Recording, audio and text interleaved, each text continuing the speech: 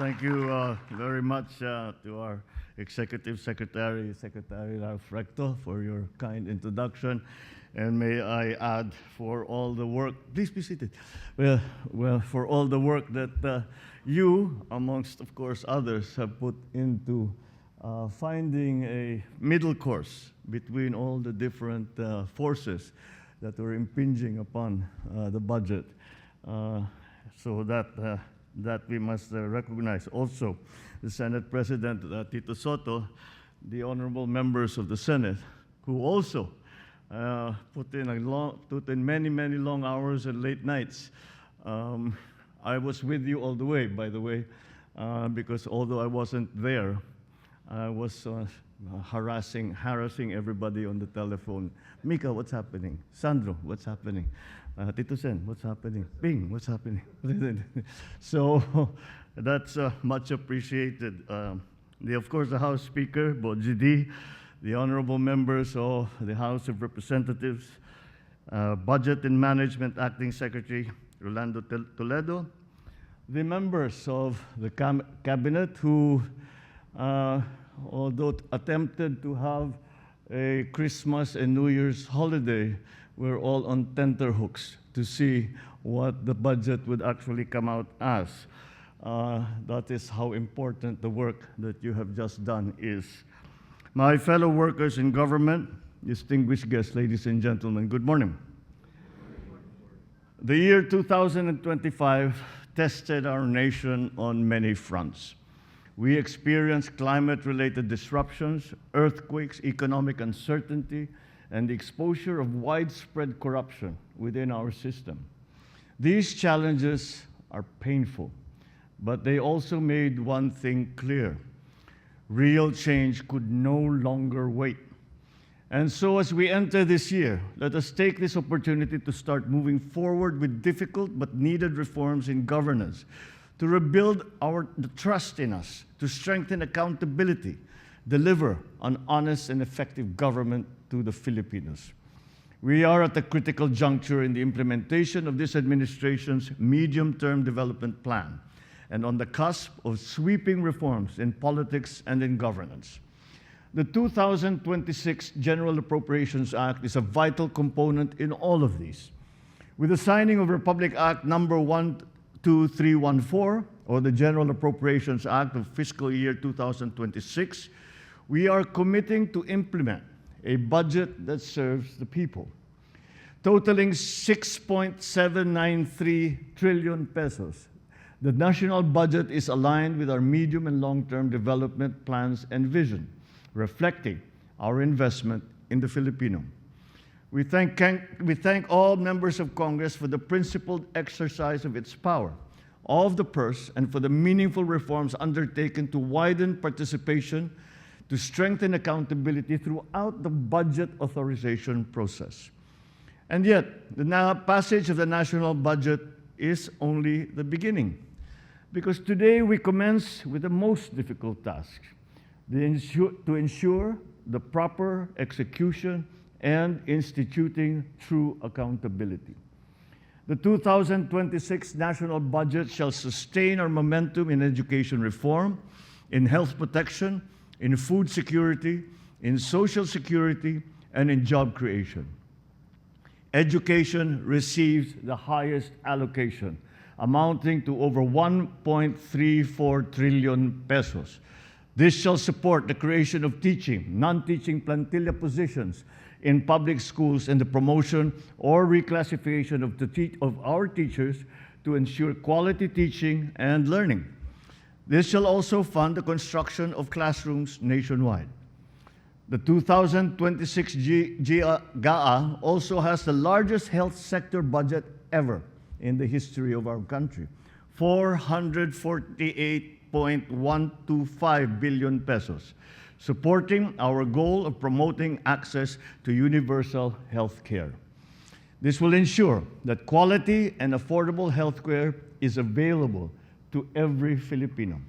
1 billion pesos has also been allocated to the Department of Health's Universal Health Care Fund for this zero balance billing program in local government hospitals as well. covering inpatient services in basic accommodation. The budget also allocates resources for disease surveillance, rapid response mechanisms, and sustainable health financing.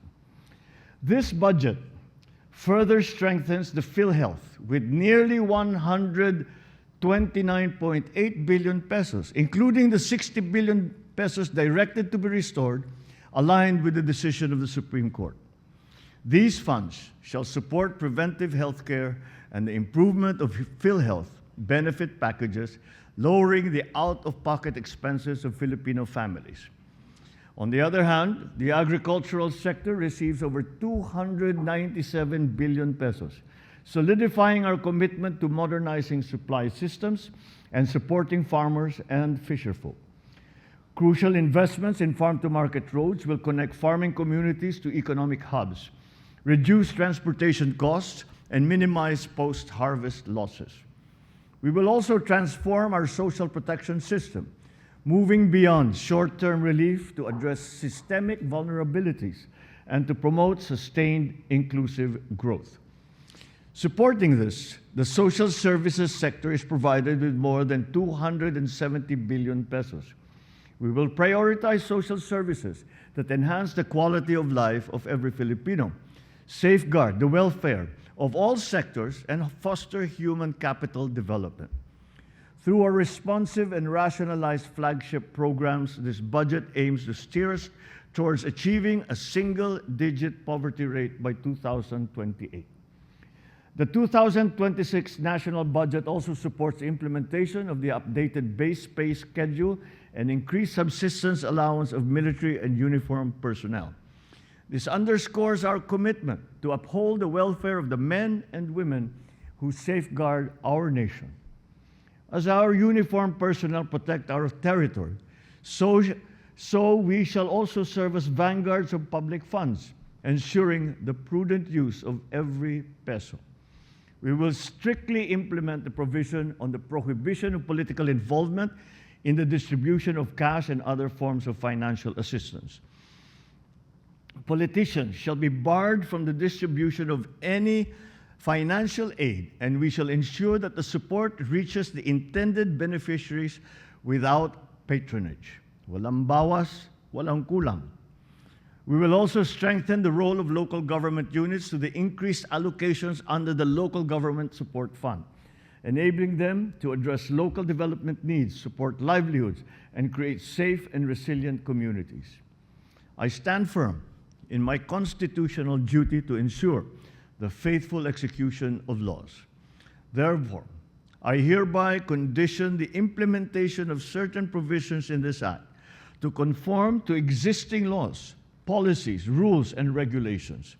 These include the Quick Response Fund, the QRF, engineering and administrative overhead expenses, payment of retirement benefits and pensions, capacity development programs, and foreign service posts. Moreover, keeping in mind our pursuit of economic recovery and sustainable growth, we shall implement programs and projects in accordance with laws, rules, and regulations.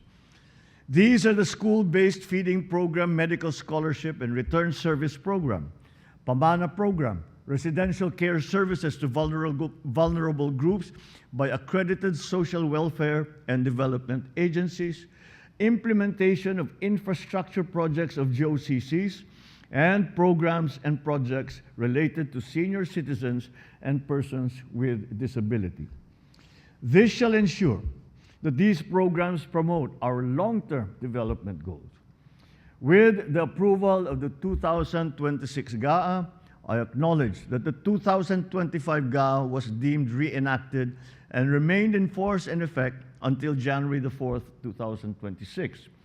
In this regard, the DBM shall consider the expenditures lawfully incurred under the reenacted budget in formulating its fund release for the guidelines of Fiscal Year 2026. We acknowledge the support of Congress in limiting the unprogrammed appropriations to essential needs. However, I push further and reduce it to the absolute bare minimum. This shall be at the level lowest since 2019. Let me be clear. The unprogrammed appropriations are not blank checks. We will not allow the unprogrammed appropriations to be misused or treated as a backdoor for discretionary spending. Its utilization is provided with safeguards and is only available when clearly defined triggers and tests are met, and will be released only after careful validation. My administration will enforce these safeguards without exception to serve the public interest and to advance our national development goals. We will make releases charged from the UA transparent, providing the necessary details on the funding source and the corresponding purpose. Lastly, to ensure that public funds are expended in clear service of national interest, I vetoed several items of appropriations with their purposes and corresponding special provisions under the UA, totaling almost 92.5 billion pesos. So I direct now all concerned departments and agencies of the national government to exercise prudent fiscal management to ensure uninterrupted quality public service. Sa ating mga kababayan, dama po namin ang inyong agam-agam at pangamba sa nakaraang budget. Kaisa ninyo ako sa pagnanais na masiguro ang bawat pisong buwis ay mapupunta sa tamang proyekto at sa tunay na pangangailangan ng ating taong bayan. Naririnig namin po kayo. Sa national budget ng 2026, malinaw ang direksyon ng inyong pamahalaan. Magiging mas masinop, mas maingat, mas responsable kami sa paggastos ng pondo ng bayan.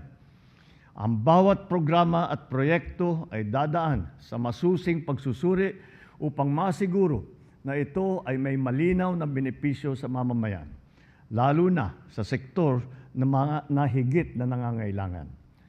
Magtatrabaho ang administrasyong ito upang mapabuti ang sistema, mapalakas ang pananagutan at matuldukan ang katiwalian. Sa lahat ng adhikaing ito, dalangin ko na maging katuwang namin ang bawat mamamayang Pilipino. Ang pagbabantay, ang pagtatanong, ang pag-uulat, at ang pakikilahok sa mahahalagang bahagi ng isang gumaganang demokrasya. Kasama ninyo kami sa layunin tiyakin na ang budget ng bayan ay para sa bayan. Hindi tayo napapayag na mapunta sa kurakot ang salaping pinaghirapan ng bawat Pilipino. Sa pagharap ngayon natin sa bagong taon, nawa ang apoy na nag-aalab sa ating mga puso ay magdulot ng tunay na pagbabago tungo sa isang maunlad na kinabukasan. Mabuhay ang bagong Pilipino, mabuhay ang bagong Pilipinas. Maraming salamat at magandang umaga po sa inyo lahat. Thank you.